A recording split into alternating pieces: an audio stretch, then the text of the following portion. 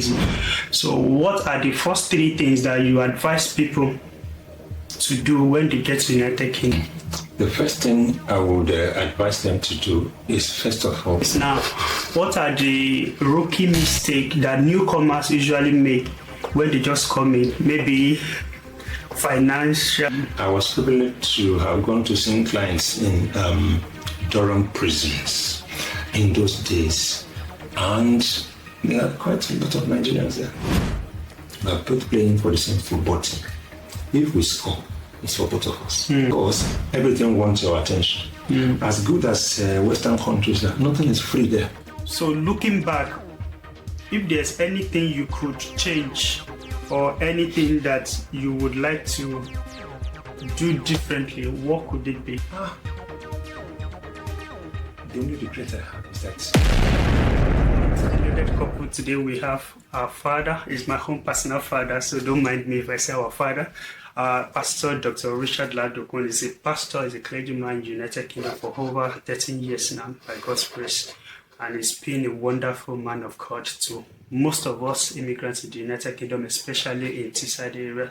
Welcome, Pastor Dr. Richard Lok, as we dive into challenges where we face in United Kingdom as immigrants and as a Christian. Welcome, Pastor Dr. Richard Lok. Welcome, sir. God bless you. Thanks for hosting me, and I hope I find you well. Very well, sir. Thanks for asking, sir. Diving in, sir, into the podcast, the journey so far, moving from your career to the pulpit in the United Kingdom, what did you find interesting in the pulpit and about your fulfillment of purpose in the United Kingdom, leaving your career and becoming a pastor in the United Kingdom? Thank you. That's a good question. Basically, I always attribute the thanks about everything to our God, and that is because it's difficult moving from a profession that you've known all your life into another one that has nothing to do with the first one you were involved in, and it's only God that can do something like that. I have fulfillment. I'm very happy I took that decision. And I would say it was one of the best decisions I ever took in my life. Looking back now, no regrets. Wow, that's good. It's nice to hear, because we as young coming, let me say believers now, not pastors. We're not yet there by God's grace, but I believe that one day we'll be there to become a full-time pastor, if God will. Your life has served as a great support and encouragement to us. And looking at the United Kingdom, for me, I came from Poland.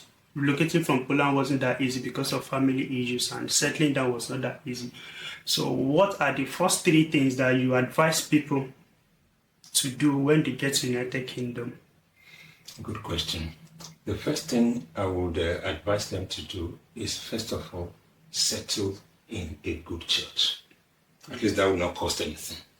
That's the first thing, settle in a good church. The second flows from it. Open yourself up, because it's a new environment. There are people you met in the church. It's like a melting pot. When on the first few weeks when one arrives here, you see doctors there, you see nurses there, you see social workers there, you see business people there. So the doctors will tell you how to register with the GP. The social workers will tell you, if you have a young family, how to behave, how to relate with your children. And business people will show you the way. Career people will show you the way. So the first one, settle in a good church. The second thing, open yourself up. Then the third one, key into the reason why you came here. Because I've always believed that even if you come in as a student, that student visa is just like some kind of leverage. If you are a child of God, it's just for you to be able to come in. And then what you actually came in to do begin to manifest itself. So if you can, one, get into a good church, open yourself up, then connect to the reason why you are here. I think you have an amazing time in this country. Wow. So looking back for the past, how many years have you been in the United Kingdom, and what are the challenges you face while settling down when you came into the country? Okay. I would say times have changed. In those days, you can get your work permit from home before coming in here. Wow. And whether you get a job or not, on the work permit you have with you, you can still get your renewal with or without a job. All they will expect from you is to show about 6 unsuccessful job applications. Just show the letters. Once you show the letters, they give you another 2.5 years, whatever they give you before. Wow. They repeat it, that gets you to indefinite. But my case wasn't like that. I got a job. I was lucky to come in with the whole family at a time, the same day. That also helps because you strengthen each other. Yes, sir. So that's what I'm saying, it's changed. But if I want to look at it the way it is now, I would say the first problem people face here is the weather. There's a lot of shocks. There's the weather shock, there's a food shock, there's a culture shock. Time management is not part of us where we're coming from. Then time-keeping shock. Time management is also part of it. So those are the things that I can say people face here. But if you're able to crack all of that, you just cruise on. So from a pastoral lens now, what are the rookie mistakes that newcomers usually make when they just come in? Maybe financial part of it, or marriage, or spiritual life, or something like that. Again, in those days it was quite different.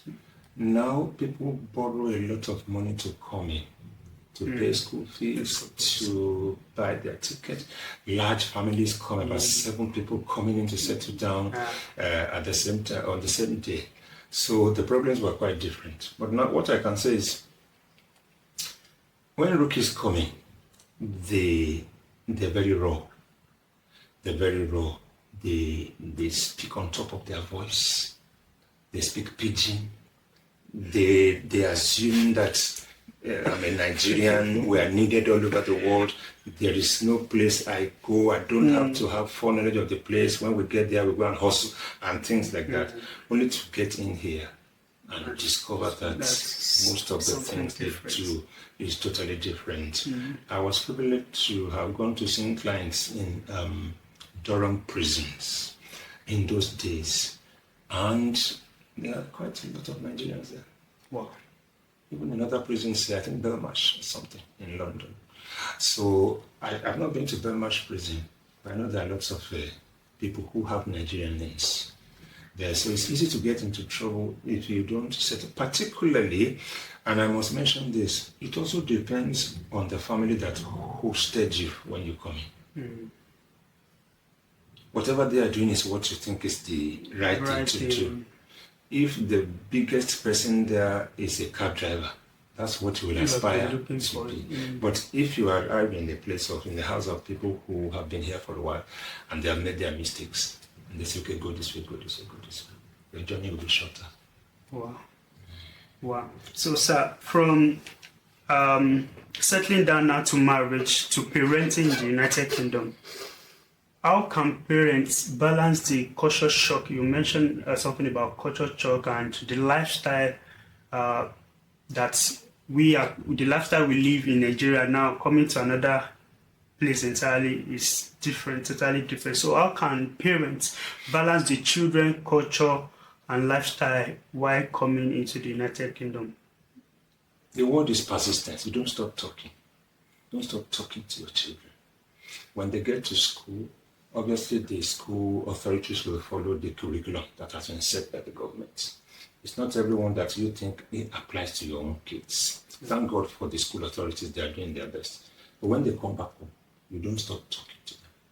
Talk to them about your culture. Talk to them about who they are. Talk to them about resilience. Talk to them about the values that you want to give to them as their parents, that they shouldn't forget their heritage, and make sure that everywhere you go, you take them there. That helped me. My kids were young when we came in. The first, one was 8, one was 5.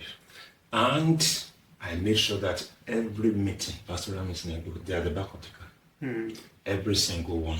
So They knew them even as a very young, as young people then. So that took their time. That's after they have done everything they should do, maybe assignments from school and all of that. But I make sure you don't stop talking to people. You don't stop until you achieve what you want. So when there is life, keep talking to them. Don't stop. If you stop, then you lose every right to expect anything from them. That's what I would say. Persistent. Yes. Okay, and the communication between parents and our that's a good one, and it's enlightening. So, but when we talk about what we should do to our children and not to do, the do's and don'ts, as a lawyer, maybe let me say lawyer, is not a legal practitioner now, just for disclaimer purpose now, but as looking at the law or the law of the land concerning children, safeguarding and all those things, what are the do's and don'ts that parents should do to their children? Okay. When we go for Christian ceremonies, I take it as an opportunity to educate people who are around. It's not possible to start going through the regulations and all that. But the main thing is, just have it at the back of your mind that you must act in the best interest of the child. Mentally, physically, socially, financially, every ramification you can think of. You have to act in the best interest of the child. So you sum up that, you aggregate it, and then you decide what's the formula that is going to work. But there are certain no-go areas. Number one, children who are underage should not be left alone. Anything that puts them at risk has to be avoided. Whether leaving them in the car, leaving them in the house, leaving them here, leaving them there. Once you have that at the back of your mind, it's easy to navigate the rest. Just have the child's best interest at heart. When I say best interest, I think I've mentioned sociologically, psychologically, everything. Just make sure that they're in the best state. Then nobody will knock your door and say, what's going on with your child? And it seems the scripture, spare the rod and spoil the child, is not applicable in this country. You can actually, so when the scripture says rod, it's not all the time that it's a rod like this. Do you know there are some people, their tongue hurts more than rod. Their tongue alone hurts more than rod. So if you can spread, or you can have a broad interpretation about what the rod is, you can. And there are different ways of raising kids. You can cut their playtime, go to bed early, and all of that. Some threaten them with cold bath and things like that. They threaten them. There are different ways you can do it. It depends on the culture and the family. Culture and the family. So, what are the daily habits that help children keep their faith and identity in a secular environment? Daily habits. Daily habits. Okay. The man in the house and the woman in the house is the only daily habits. Just make sure you are doing the right things. That's where the daily. It's not easy to just put everything down. You are the habits. Once you do what is right, they won't depart. Because they are watching us. In and out. We are the daily habits. It's not what we want them to do, it's what we are doing. What you are doing is what you are saying to them. In their presence, behind them. When your friends are present, what you are saying to their hearing. In the church, everywhere, in the car. What you listen to, how you eat. Wow. Everything. We are the how clean you are in the house. How helpful you are to elderly people that they see around you. Wow. That's deep. We are the daily habits. They pick everything from us, everything we do. Wow. So I would like to ask this question because many people are having issues with children. I've heard about people that just come and pick their children away from them, and they never. Maybe some restriction, I don't really know much about it. But in the United Kingdom, balancing our work-life balance now, and staying at home with these children, creating ample time for them, how can we balance parenting and work at the same time? Okay. That's another good question. There's something in psychology, they call it role reversal. Role reverses itself. Probably before you came into the country, you are the one providing for the house, I mean the man. You suddenly get here, it's your wife that got the first good job. And women tend to be lucky with those things, maybe because they look prettier, they speak faster, so they begin to have more opportunities. Then the role will reverse itself. You find out that you who have been the main provider back home, Now dependent. it's dependent on the person. Not because you are lazy, not because you are not pushful, but role reverses itself naturally. They call it role reversal. So when you now get here, have it at the back of your mind that we are both playing for the same team. We are both playing for the same football team. If we score, it's for both of us. If we concede stupid penalty, it's for both of us. If we score own goal, it's against both of us. Be open-minded, and if need be, try to be very liberal when it comes to maybe somebody working night, somebody working day, or somebody working less hours. You know, it's common for men to say, I should work more. I'm the provider for the So that house. you can start. But if your circumstances does not allow it, do the 20 hours or the less hours. Let the woman be doing that so that you can have time for the kids. The rule will still change because it keeps changing. By the time you are here 3, 4, 5 years, you may get a better job. The role will change again. And it doesn't stop.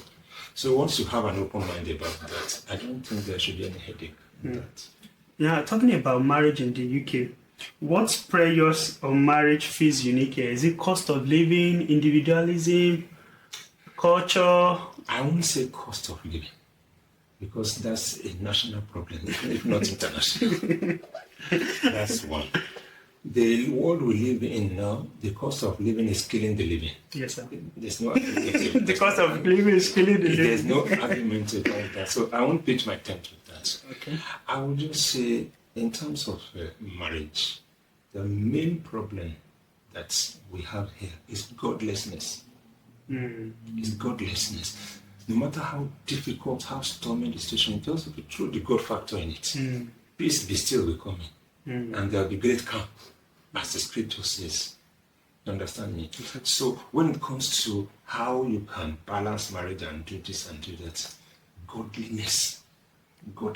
There's no two way about it. There's no two way about it. Cost of living, I won't say it's a problem.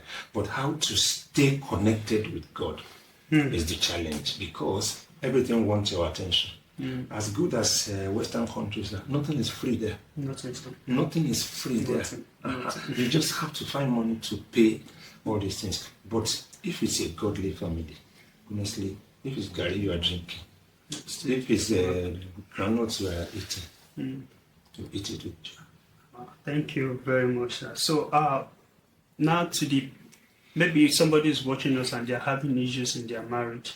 What are the practices they can adopt for a better connection? Maybe they are living together but they are not connected as a couple.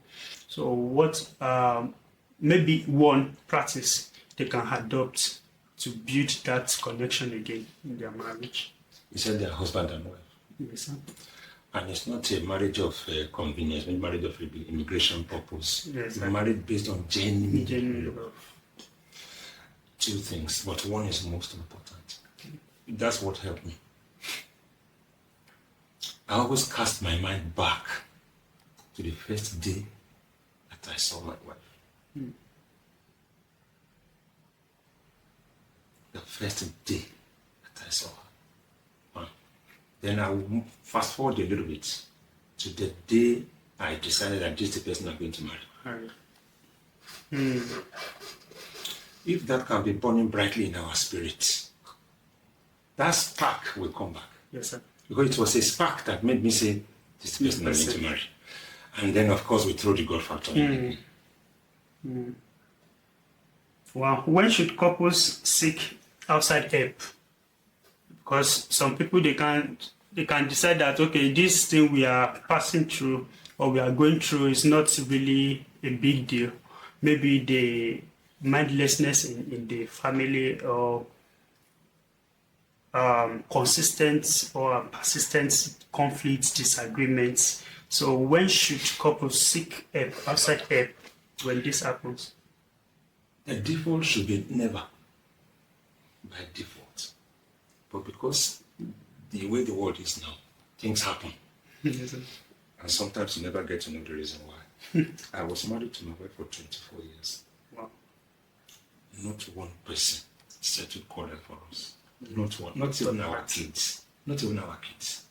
You know, situation where daddy will be here, mom will be upstairs, and your daughter will be running down. Mommy is Stop fighting. When daddy is out, I just talked to mommy now. Mommy said you are the one that. Okay, I just. Not once. Wow. Not once. But if it happens, I have always recommended a book. See, I've not mentioned counselors or anything because they can only base their conclusion on whatever you tell them. If there's anybody who will regret conflict in marriage, it's just the two people. Yes, sir. Not counselors, not pastors. If there's anybody who will regret it, it's just the two of them. So there's a book called Together Forever, which is the counseling book of the Religion Christian Church of God. Has about 29 to 30 chapters. Yes, sir. Everything you can think of. It's inside the book. So I've always recommended that after the Holy Bible in your house That book. and open heavens in your house, that should be Yes, sir. the three of them should be there. I agree. There's nothing any counselor wants to tell you 100%. Yeah, that is not that's there. good. That is not there. And that book will not go around exposing yourself, telling people in the next street that these people are. That book will not do that. Yes, sir. But counselors can do that. Yes, sir. Yes, sir. Yes, sir. I agree with that. Looking at the rate at which people dive into debt, like the way they just acquire things and based on credit, what's your advice for new arrivals in the United Kingdom? Because it's killing many people. And I mean, this thing is getting out of hands whereby it's affecting some people finances and it's affecting the marriage because of credit. So what is your advice for couples or even singles that just arrive in the United Kingdom that doesn't really know much about credit card or finance? Okay. The first advice I will give is this, because it encompasses everything. Yes, sir. I'm assuming such person have a current account. Yeah? So, because if you have a current account, there is a tab there that says credit rating. Once you click it, it tells you the things that you can do that can help your credit. It tells you the things that you can do that affects your credit. That's institutional and it's generic and it's tested and it's genuine. Better than anybody's opinion. But I'll still offer my opinion. Yeah. The first one is, once you get involved in credit, keep it low. Commensurate to what you can pay. Once you have gotten on that ladder, don't move your address frequently. Because they might be thinking, why is he running around? That's the first thing. Number two, if you have 3-4 credit cards, on the whole, by the time you elevate it, don't spend more than 40 to 50% of it. If it goes beyond 50%, it affects your credit. One, because it shows desperation. This man knows that the money in that card is not his money, and yet he's spending 60, 70, 40%. Then number three, don't take out cash. Don't take out cash on credit card. If you take out cash, you pay more on interest, one, and it is the interest of the cash that they take first. Like, you can use your credit card to take cash. Yes, sir. You can use it to purchase online. Yes. You can use it to do this. That's the one that will be priority. Yes. That's number three. And if you take out cash, it's also a sign of desperation. Why is he knows that the money on credit card is very expensive because the interest on it is very high. Why is he using it? So he sends a wrong vibe to them. Shows that you are desperate. Then I think finally it's also important that if you are using a credit card, because it's important, there are some airlines that won't take your debit card. Because by the time you use your debit card, it says payment process. You can take that money out. Okay. And then they come back and say the money is no longer there. Oh. You understand? But if it's credit card you use, it's guaranteed money. You can't. They know it's not your money. Oh. It's already. Once you take it out, they take it out. Ah. So some airlines prefer it. You Credit need to card. have it. Yeah. And if you look at the site, most of the things we do on credit anyway. Yeah. Even your data, they give you an advance pay and all of that. So, but if you can manage it well, I have about 7 credit cards. Wow. And it has really helped me in difficult because you need that as backup. You might be stranded on some occasions. You need that as a backup so that you can quickly use it and pay it back. Now, people have always said when you use credit card, you pay it back in full. Maybe you have a £2,000 credit card and you spend 500. At the end of the billing cycle, quickly pay it. They won't charge you interest. Fantastic. They won't charge you interest. But there are some downsides to it. Now your £2,000 that you have on it and you pay back in full, they may reduce it to 1,000. They can do it because it's their money. Yeah. They just send you a notice that we have reduced it. Yeah. Because they are not gaining anything from it. Yeah, exactly. Then another side of it is you have 2,000. Oh, thank God I have £2,000 credit. Let me just keep it. You keep it. First month, second month, third month, fifth month, 1 year, 2 years. You know, this man doesn't need this money. They just reduce it 200. Why did you use my credit card? You don't need it because you're not using it. Credit card has to be active if you're using it. So that's why I don't pay in full. I pay, but I don't pay in full, so that they can be making a bit of money from me too, and they will leave me as I am. So that's what I So having 2, 3, 4 credit card, does it affect the credit score or something like that? They say if you open a credit account and another one within 6 months, that is one that affects. Okay. If you choose to open one per year, and as you climb up the credit rating ladder, they will even be throwing it at your door. They are sending you flyers. Say, do you know you can apply for it? You can apply for it. That's true. They just take the advantage. Yes, sir, but I that's use it wisely. Wisely, not abusively. Because many people abuse it. They just abuse it. They assume it's their money. And it's not their money. Yes, they abuse It's it, not their and money. it's killing them. It's killing them. All right, sir. And second to the last question, how do you teach aligning tithing and generosity and giving to people? That's easy. Tithe knows nothing about other bills or generosity. There's nothing about that. It's the number one. Just take it out. I've seen people say, it's difficult. I'm saving money to do post-study for a family of 10. My school fees is still there. Tithe has nothing to do with all of that. He comes in, you take it out straight. And then you find how you are going to solve the others. So there shouldn't conflict in any form. If we can just obey if we can be babies in God's hands, just obey what He says you should do. Just obey. Just obey. Because I tell people, look, the greatest mistake any man can make is to outgrow being a child of God. Yes, sir. The pastor, bishop, just be a child of God. Don't ever outgrow that. Don't ever outgrow that. So whatever it asks us to do, just do it. Do the rest. Wow, thank you very much. And lastly for today, the last question. So looking back, if there's anything you could change or anything that you would like to do differently, what could it be? In life or in church or in general? In general. In general, sir. The only regret I have is that I didn't come into ministry much earlier. much earlier. You know, when we finish university and youth service in 2021, and then we go and work for about 3-4 years, we have video, television, all those basic things. That's when I should have my mates are regional part of this now. So now imagine the number of lives one would have afflicted. And it doesn't stop you from doing your 9-to-5 job. Yes, sir. You can still be. I have a brother-in-law.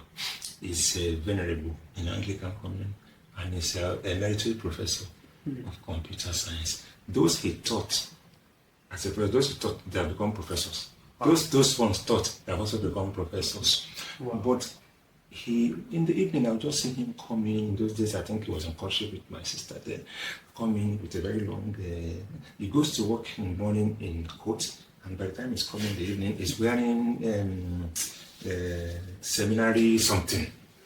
So what's going on? I didn't know that man, as he was doing his first degree, was also a student at Emmanuel College, Anglican something. So both were growing together. That's why you see many professors in the camp now who are just ushers. Yes, sir. Just ushers in the camp. Yes, sir. Both should have been going together. Whatever profession I am, I should have gone into ministry earlier. But thank God, because God controls time. Yes. There are some people who he called 9 o'clock, some 12, some 3. And 5 o'clock is still paying. Yes, sir. Yes, sir. Yeah. Yes, sir. Yes, sir. And that's encouraging. Thank you very much, sir, for this wonderful conversation. I believe I'm blessed, and this is not the first time the Lord has been using Pastor Dr. Richard for us to bless us, and God has done it again through his life today to bless us and even to bless you too. And I believe you have been blessed today. Please put all these things into practice, and I believe God will intervene and everything will become new again. Thank you very much for joining us today. Please like, subscribe, and share this video. God bless you. See you in the next one. Thank you very much, sir, for honoring our invitation. We thank God, sir. Thank you, sir.